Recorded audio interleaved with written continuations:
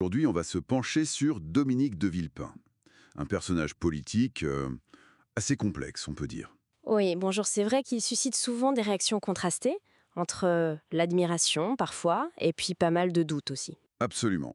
Alors, on va essayer de décrypter un peu son parcours en s'appuyant sur une étude Ipsos qui date un peu, 2005, et puis sa biographie Wikipédia qui est assez détaillée. C'est ça, l'idée c'est de regarder les moments forts, les controverses aussi, hein, il y en a eu, et puis bien sûr son retour récent sur la scène médiatique.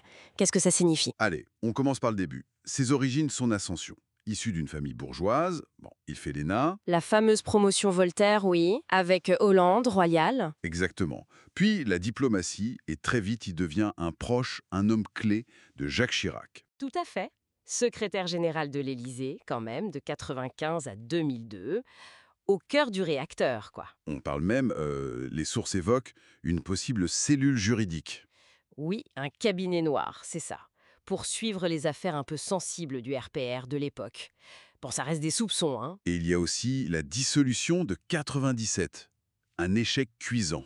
Ah oui, ça lui a collé à la peau. On dit que ça lui a valu des inimitiés tenaces. Même Bernadette Chirac, qui l'aurait surnommé Néron. Néron, carrément, ça situe un peu les tensions. Ça pose le personnage, on va dire. Ensuite, il passe ministre, les Affaires étrangères, 2002-2004.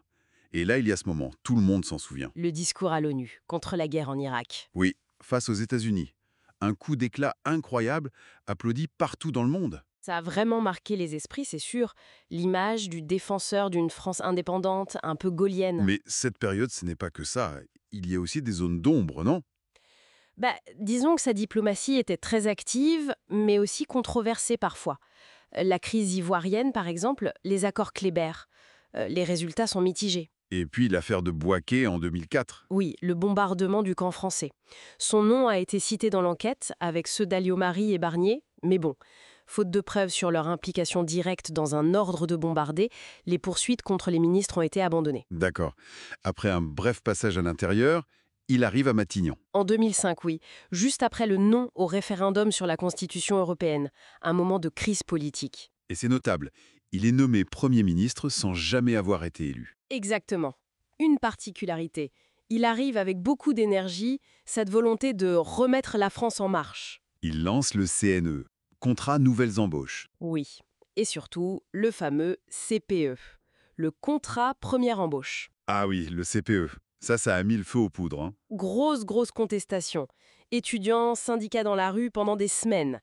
Lui, il tente le passage en force avec le 49.3. L'arme constitutionnelle pour faire passer la loi sans vote. C'est ça. Mais la pression est trop forte. Il doit céder, retirer le texte. Un vrai revers politique. Malgré une baisse du chômage pendant son mandat, c'est vrai. Oui, il faut le noter. Mais le CPE, ça a vraiment marqué son passage à Matignon. Et puis il y avait cette rivalité intense avec Sarkozy, son ministre de l'Intérieur. C'était pas le palais. Une guerre interne au sommet de l'État presque. Et pendant ce temps, les privatisations continuaient. Autoroutes, gaz de France. Exactement. Une politique assez libérale sur ce plan-là. Autre épisode marquant, l'affaire Clearstream. Ah, Clearstream 2. Une affaire très complexe, très sombre. Des listings falsifiés pour nuire à des personnalités, dont Sarkozy. Et le nom de Villepin se retrouve mêlé à tout ça. Oui, il est mis en examen en 2007. Complicité de dénonciation calomnieuse, entre autres chefs d'accusation. Lui, il parle d'acharnement et il vise directement Sarkozy. Ça a été un long feuilleton judiciaire. Très long et très médiatisé. Mais au final, il est relaxé. En première instance, puis en appel en 2011, définitivement relaxé. Une victoire judiciaire, mais l'affaire a laissé des traces, forcément. Sans doute. Ça a écorné son image, c'est certain. Après Matignon, après Clearstream, il semble prendre du recul. Il devient avocat. Oui, en 2008. Et puis il crée sa propre société de conseil, Villepin International. Il se tourne vers l'international, donc. Tout à fait. Une activité de conseil qui semble bien marcher, d'ailleurs, surtout en Chine apparemment. On le dit proche de Xi Jinping, il siège même au Conseil de fonds d'État chinois. Intéressant. Mais ça soulève des questions, non, sur la transparence. Oui, c'est ce que pointent certains observateurs. Des sociétés basées à Hong Kong, des comptes pas toujours publiés, c'est jugé assez opaque. On parle aussi de liens avec le Qatar, même s'il nie avoir eu l'Émirat comme client. Et puis, il y a cette histoire du coût de ces avantages d'ancien Premier ministre qui revient de temps en temps. Oui, près de 200 000 euros en 2023, ça fait un peu tiquer, c'est vrai. Et puis, alors qu'on le pensait un peu retiré du jeu politique direct, il revient.